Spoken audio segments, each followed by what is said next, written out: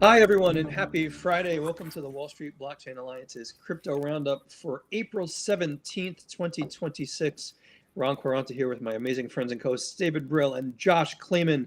Before we begin, for the audience, everyone, thank you so much for joining us on LinkedIn Live, on YouTube, on X. Obviously, everything we're talking about are really our own personal opinions, not necessarily the opinions of our firms. We are not giving anything like advice, legal, investment, or otherwise. Josh's Gulfstream just landed. David is in New York. David, Josh, it's good to see you both. How have you been? Great. How about you, Ron? I am doing well, although it's interesting to see it's not 93 degrees. And Josh, as you both know, I'm not a fan of New York City and 90-plus degree heat, but we got to lead off. I spent yesterday, Josh, talking with David. Actually, you were supposed to intro us. I'm sorry, Josh. You want to take it away? Sure. No worries. So, guys, I hear that you were at Brown Rudnick's great event and that you did a fireside chat. And I know just from our private text that, Ron, you appear to have asked a really scintillating crystal ball question, and David Brill had a stunning answer. Would you guys like to share with us? How's that? I'll start. First of all, shout out to Brown Rudnick. We were sponsors with them of that wonderful event, year 4. David, I think. Shout out to Bob Stark. Shout out to Stephen Pally and the team there. Really, really great conversation. So, Josh, I sat front row in the International Hotel to watch a fireside chat between David and 2 thought leaders. And I threw out the crystal ball question, which was, what do you think will clarity pass? The room hushed, Josh, as David Brill held court to explain what he thought was going to happen. David, what did you think? Well, you know what I was saying, and you know, shout out to Adam Goldberg because he's been on our podcast. But I did say that if you know if it doesn't get announced for a hearing, which always it takes 7 days, and we're almost close to May, I just said the window is really, really shortening at this point.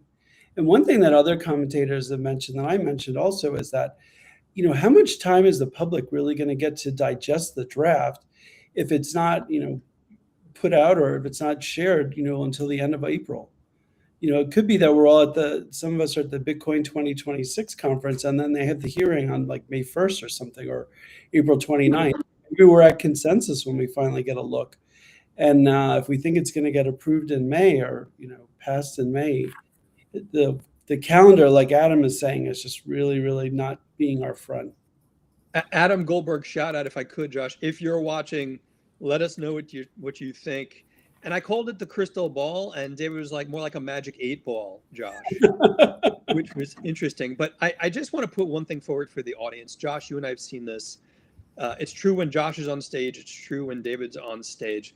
Like, David was getting it from both sides, from the perspective of crypto, it's going to be another winter, there's going to be big blowups. You can't tell me there's not another FTX out there. And he just swatted them away with logic, Josh. It was really, look, Bob Stark is super thoughtful on bankruptcy, and he's been involved in some of the big cases. Yesha is a really well-known professor at Vanderbilt. So it was really fun. Great to have different perspectives, and there was some little hostility in the crowd, but I think we answered questions fairly and put a spin on that. I think that was consistent with what we talk about. Well, I mean, swatting away with logic sounds pretty good. I mean, if you're going to swat away with something, you may as well use logic. So that's well, good. Bob and I used to box together, so it's definitely not going to be swatting away with punches, because he's got iron hands. But no, it was really fun. A lot of engagement. I'd say there were a couple hundred people there, so it was really a good time. But speaking about jet setting, because I don't consider New York jet setting, somebody in this group's been overseas on the West Coast, and It's personal invites to Paris. It's just and is definitely unaffected by the rising oil prices. She's not letting that slow her down. So, Josh, tell us about your adventures. Sure, although with the caveat that I'm much closer to Magic 8 Ball status than Crystal Ball status. Let's just say that. So, well, first, last weekend, I was in San Francisco. Our friend, many of us know Ryan Singer, who previously had Chia and a number of other ventures. He has come out of stealth with Vex Markets, and he had a Vex Market Summit in San Francisco, which was really great. There were a lot of different topics covered. I gave like a fireside chat with Ryan about tokenization, but other topics, I mean, there were things about governance markets that I thought were super interesting, like as kind of like prediction markets, but really focused on governance. Also things about like, I don't know how to longevity, like all kinds of things that you could like, it was just fascinating. It wasn't solely focused on digital assets. So it was really great. Lots of really smart people there. I learned a lot, as I always do. And then this past week, these past days, let me say that this week, I flew to Paris for Paris Blockchain Week. And that was fantastic. I would say there were a lot of really big names there. There's a lot of activity. And I think, some of the names that stood out in my mind for being there were like Bybit, Zappo, others. But I think, we always say builders keep building. And you know what? It's happening. I will also say it was my first time ever in Paris. And as somebody who took French from like middle school through like college, then stopped, so that was a long time ago, but in school, I don't know if you guys had to do this too. You had to memorize where all these monuments are for like tests. So as I was in the Uber going down the street, and I was like, oh, like not even like about the monuments themselves, but seeing them on signs, like even like things like Ile de la Cité, which like whatever, it just happened to be in the list of things that we had to memorize where everything was. So it was really great. But it was held in the Carousel du Louvre, the Paris Blockchain Week. Anyway, highly recommend. And what about you, Ron? What have you been up to? Oh, you know me. It's not easy being me, Josh. No, actually, it's been a very, very busy week. I mean, you and I and David have been texting a good chunk of the week. There's a lot going on in the space, and we've been planning for our Washington trip. We've got big news that I can't share here, but we're meeting with a lot of people in DC. We're not lobbyists, before anyone out there asks. I'm really looking forward to spending some time with our friends in DC, including both of you. Josh, you have to accept the invite. I sent it the calendar invite. You have to accept it. So Okay, I'll do that right now.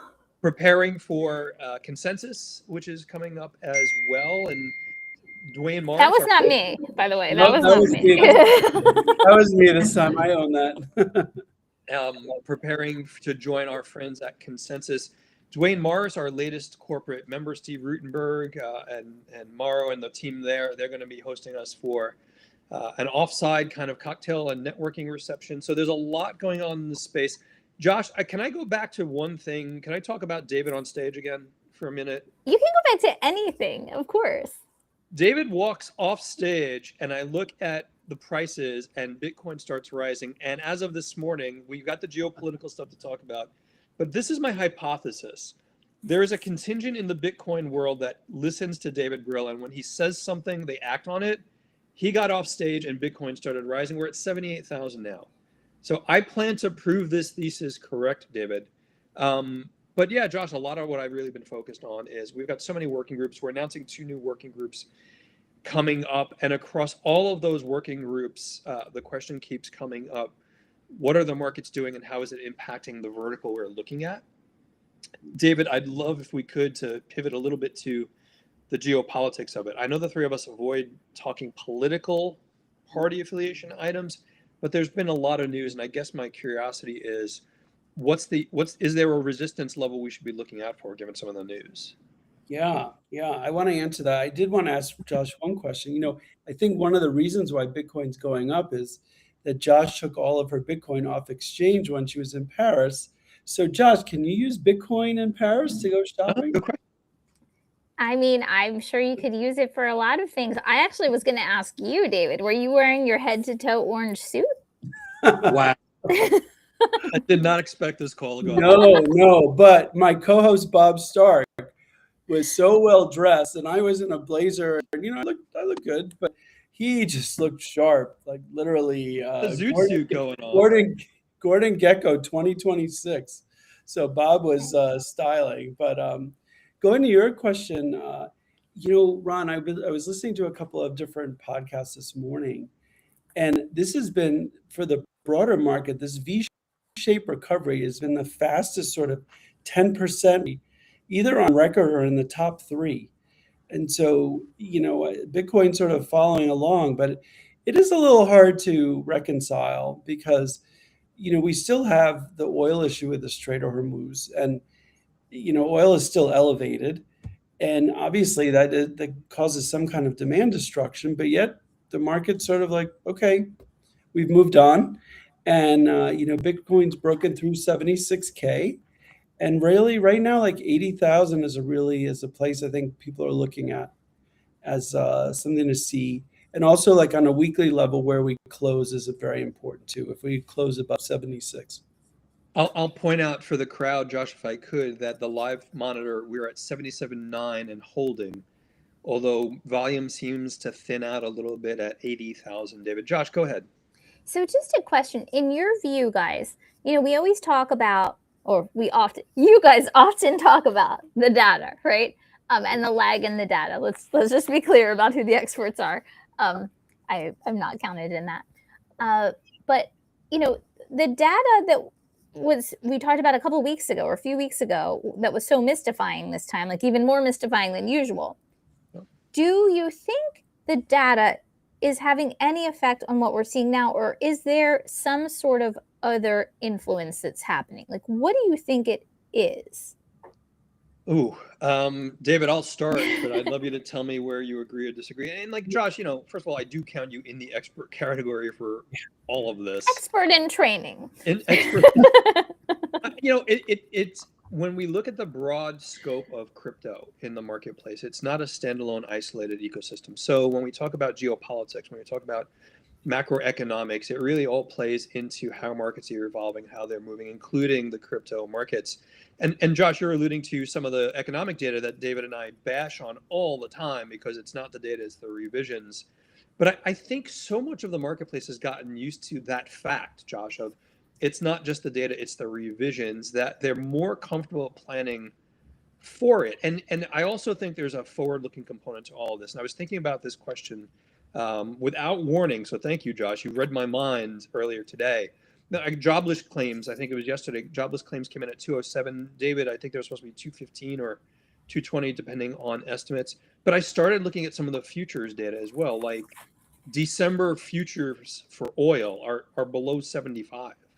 Yeah. So that's telling me there are components of the economy that are looking at what's happening in the world and saying, geopolitical conflict, Strait of Hormuz, this is really bad. Oil's over 95, but they're saying there's a peak over this that we can look at.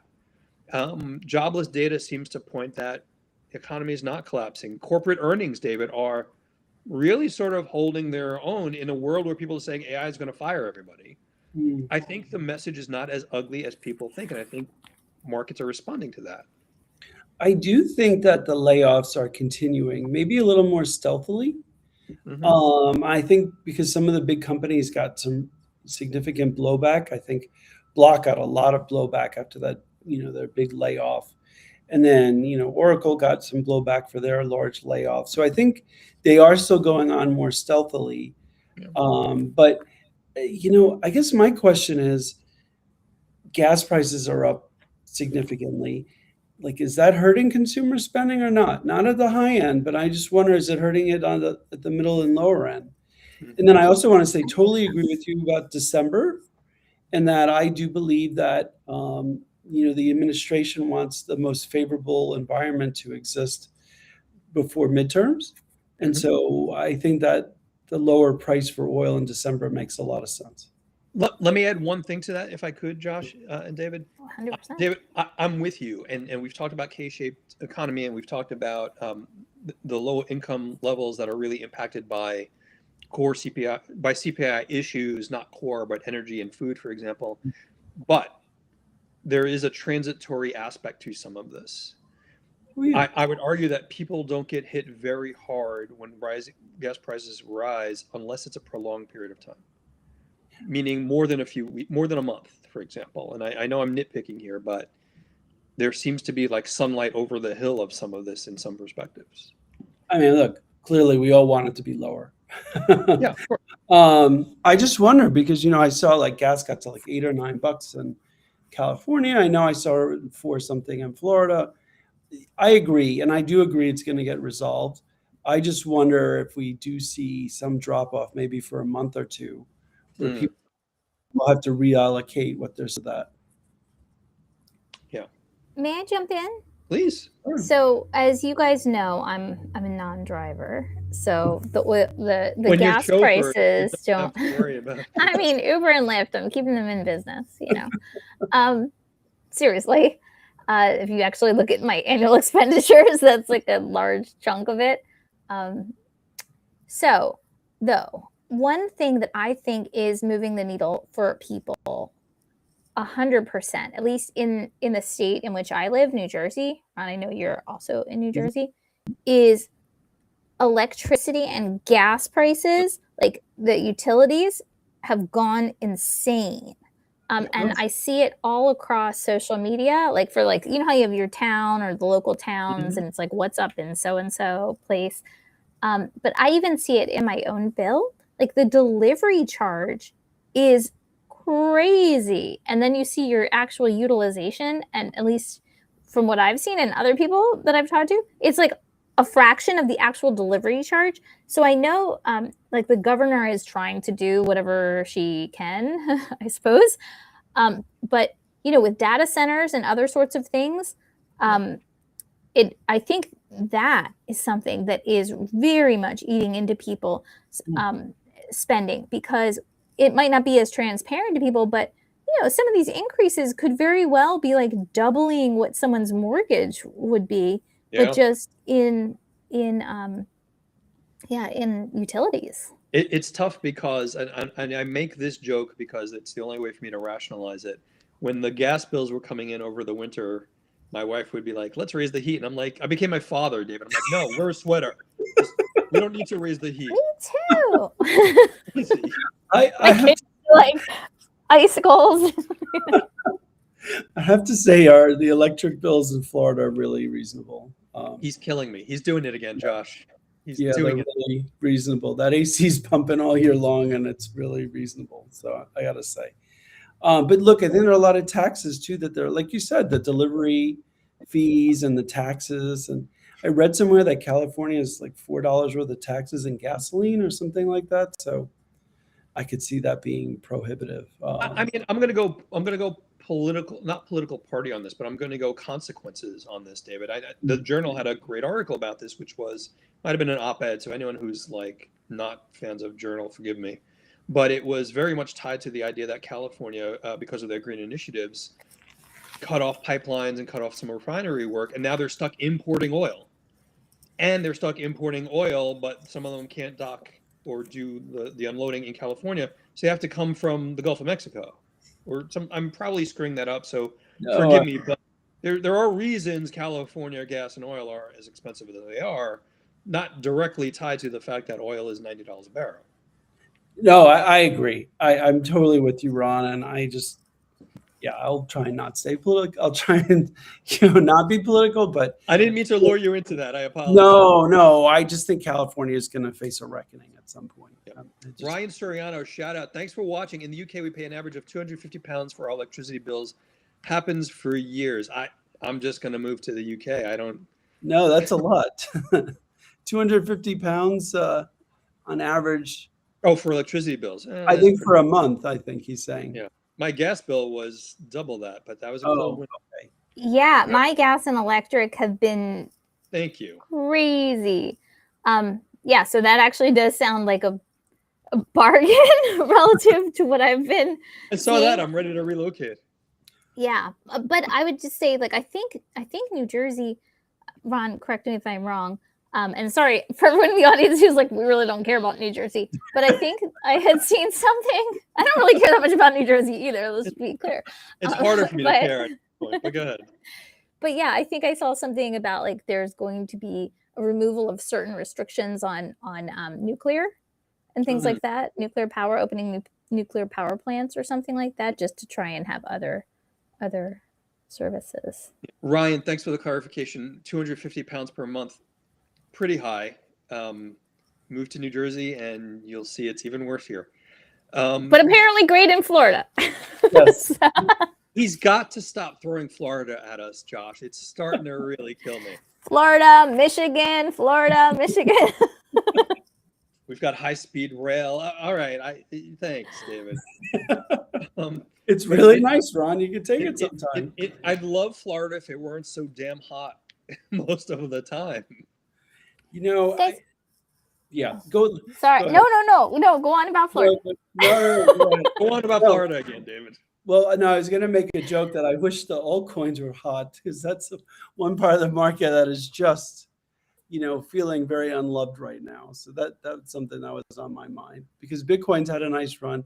Ether's moving up, but the altcoins are really just, they've moved up slightly and maybe one or two have gone up a lot, but really, it's really an unloved part of the market right now. Yeah. May I ask 2 questions? Yeah. Sure. They're on different topics, but one has been in my head percolating for a little while we've been talking, and the other one just snuck in as David was speaking. So the one that just snuck in is David and Ron.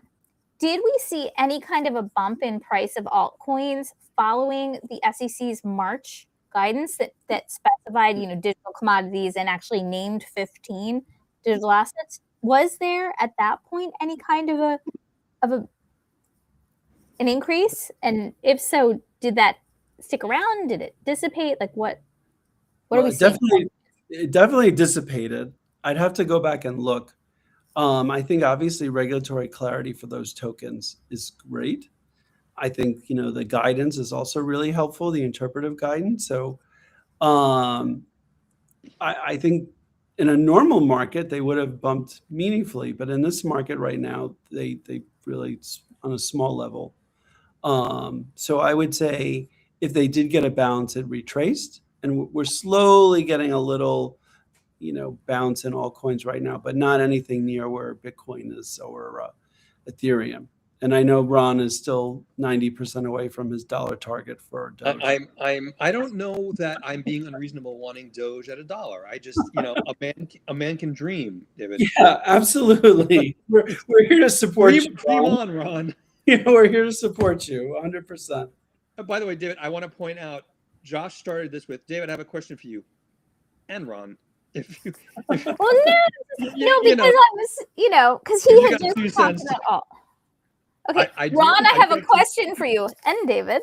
May I ask the other question? Is it okay? Yes, but I just want to address sure. David's altcoin conversation real quickly. David, I'm with you, and it did retrench. It's interesting that altcoin indices are still at 37, like below 50, pointing to Bitcoin. There was the bump, but the argument for me is most of them still haven't really made the use case properly. And in the absence of clarity from a market's perspective, they're never going to maintain a bounce in price. They're never going to maintain a jump in price. I mean, I will say this, Ron. There are several, and I'm trying not to pick them out in particular, that do have use cases that are used on a regular basis outside of Ethereum and Bitcoin. Yeah. I mean, Hyperliquid's done pretty well. I mean, that token has done well, and that ecosystem is really hopping, trading oil futures on the weekend. But I agree with you. There has to be more that are really tangibly used. And then we still have the valuation question we still have to deal with. Like what is the denominator? And, so that's still an issue. But I think we're going to have a webinar on that in the upcoming months in the crypto assets working group. We're going to specializes in valuation come talk to the group, and we'll look for some examples, and we'll take some from the audience if they want us to talk about a few. We'll take from the audience as well.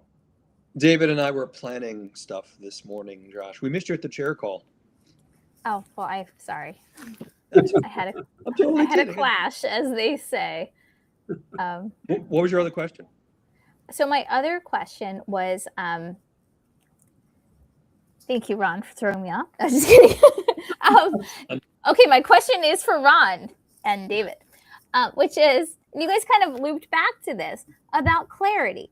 So when you asked David about clarity on stage, Ron, and I guess from what I gathered from earlier in this in our session today, there was a question about that David had mentioned about like how much time would the public have to sit and digest a bill if it were presented in May.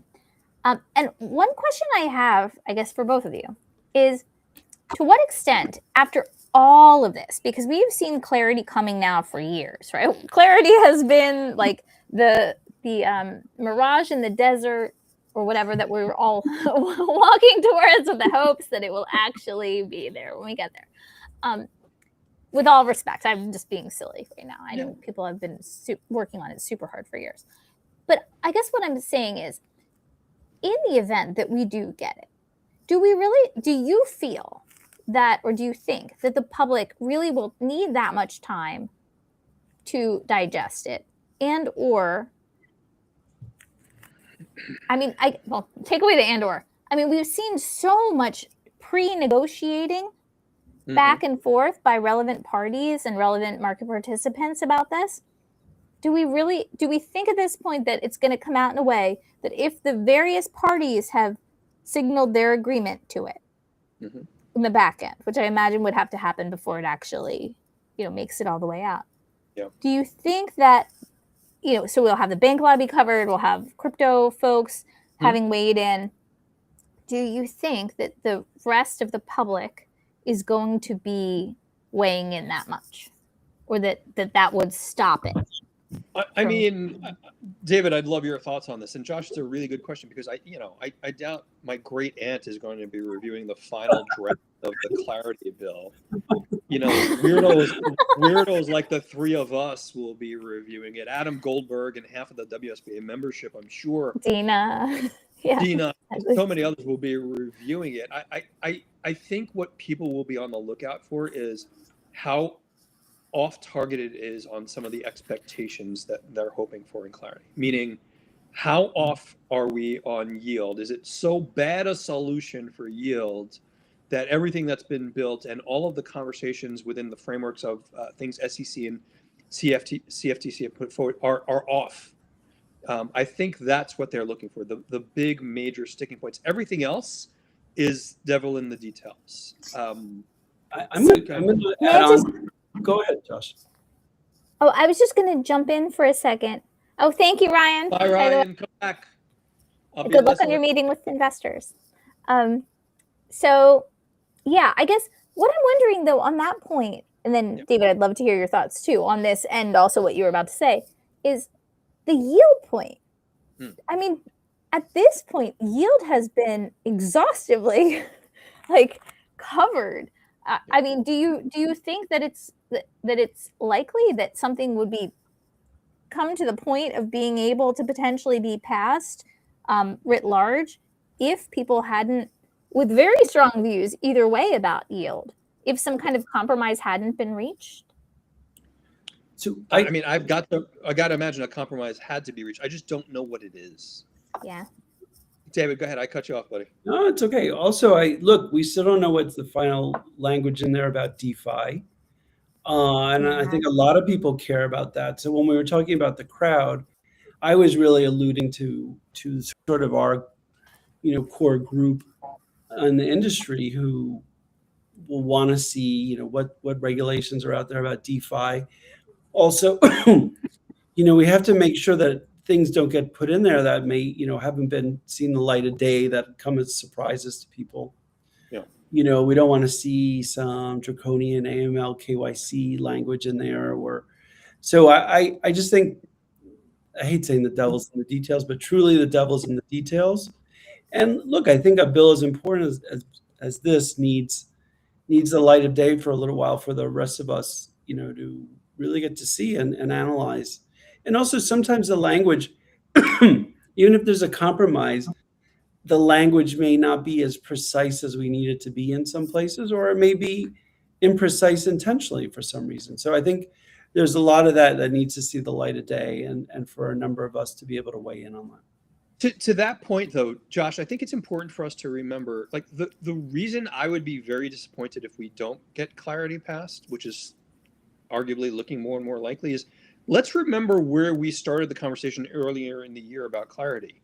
it's ethics, it's DeFi, it's yield, it's AML KYC, it's money laundering. There was this litany of things that people were saying would never be resolved. No one will come to the table. It's all political. I mean, a lot of that's been in some ways resolved, or at least agreed compromises. I mean, David, I think it was at the Brown Rudnick event yesterday. I think it was you or someone mentioned there really are only one or two sticking points left. Yeah, I agree. But, ethics is still floating around there. We don't know if there's been an agreement on that, and I know that the administration has a very distinct view on that. And, we have not seen what the other side's view is on that. So I really think we would all benefit from seeing it as soon as possible so that we could weigh in. And I'm not saying that just because the three of us disagree with something that's going to get changed. Yeah. I think there's a consensus that could develop and feedback given. So a follow-on question about that, guys. Assuming it passes the Senate, do you think that we're going to see something similar to what happened with Genius, where there's a message from the administration saying pass this in its current form? Or do you think it's going to be really back to the drawing board in terms of harmonization with the House?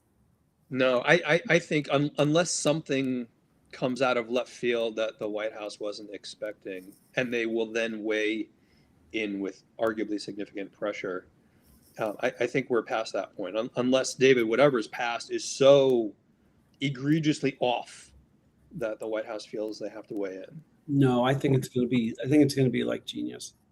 And I've got to imagine that House members are, either had a say or been given a heads up, especially on the Republican side.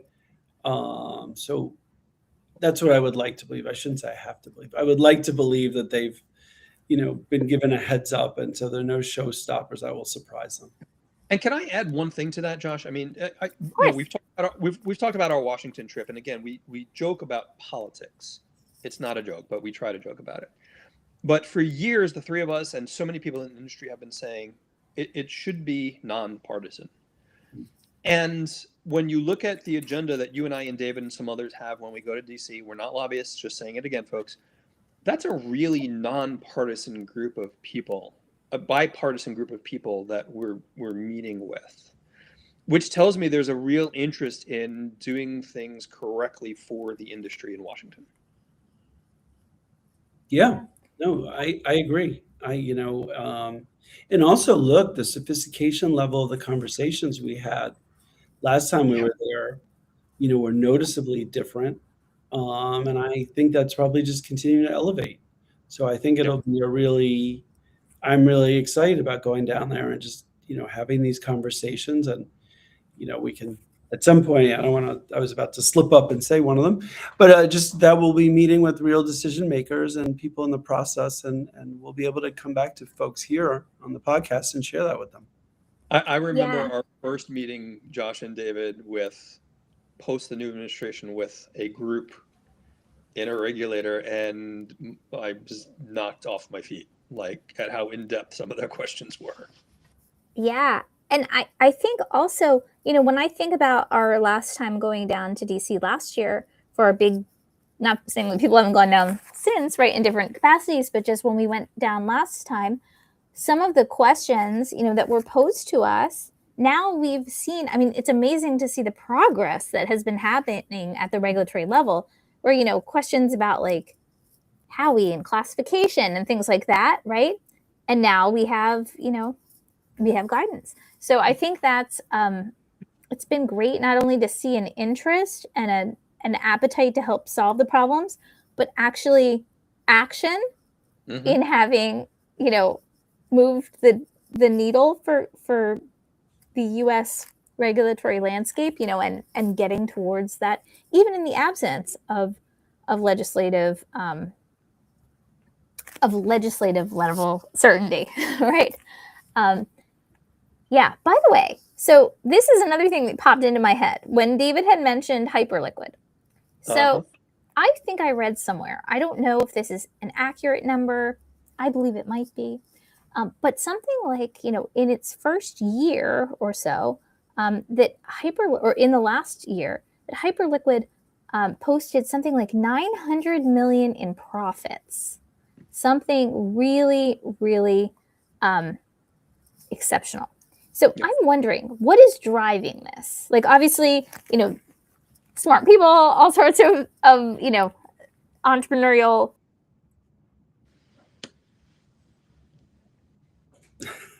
I think we lost Josh. We lost We lost audio, Josh. Maybe she doesn't hear us. Yeah, we lost. We lost your audio, Josh. I'm sure you're saying really intelligent things, and we totally lost it. But David, I'm going to give that to. Oh, you're back now. Of course, now she's back. No. David, I need you to weigh in because I haven't dove into as hyperliquid as deeply as I want to, but I've seen some of the numbers that Josh is talking about. What are your perspectives? I mean, look, it's become the go-to place to be trading oil futures and different commodity futures on the weekend. And so there's just massive amounts of volume on there. I mean, I'm not obviously, trading on there, but I'm just watching and observing, and it's really interesting how that's, come about. But kudos to them for creating a scalable market and, enabling that. David, just for the audience real quickly, Josh is popping out and popping back in somewhere. So hopefully. I actually have to go in a minute or two to head to the airport myself. But what do you have on tap this weekend, Ron? What are you going to be focused on? So I am going to be focused on the upcoming launch. Josh, can you hear us? This is terrible. She can't hear us. I'm going to be focusing on the launch of our 2 new working groups. We will announce that next week. I can't even tell David Brill yet. But I think you'll be impressed, David. Obviously, planning our Washington trip. Consensus is coming up. We've got our DC trip. So there's a lot going on in the space. And I'm actually going to be diving a little bit into something I should have read earlier in the week, David and Josh, which was SEC commentary on, I'm paraphrasing, on front-end developers in the crypto space. And I really want to understand what that means for business models going forward. And hopefully having a nice lunch with my wife somewhere along the way. David, Josh, can you hear us? Nope. David, what about you? I'm going to be playing around with OpenClaw a little bit this weekend as I come back to Florida, and seeing what I can connect and do with it. I'm really kind of looking forward to that. And then I also want to look into Perplexity, so I'm going to try and find some time to do that, and also enjoy a little bit of the Florida sun. So a little work, a little play. Yep, Perplexity is the one AI platform, David, I have not used, so I'd be interested in your feedback. I will wish everyone a great week and weekend. For Josh, I don't know if she can hear us. For some reason, her supercomputer is no longer paying attention to us. Josh, I don't know. Not if you can hear us, Josh. Nope. No. All right. We're going to get going, everyone. David, safe travels, buddy. Looking forward to chatting with you again. Josh, have a great weekend. For everyone in the audience, thank you so much for joining us. If you've got additional questions for David or Josh or I, they've got Starlink on the private jets. Email us info@wsba.co. We'll take it from there. Have a great weekend, everyone. Thank you so much for joining us.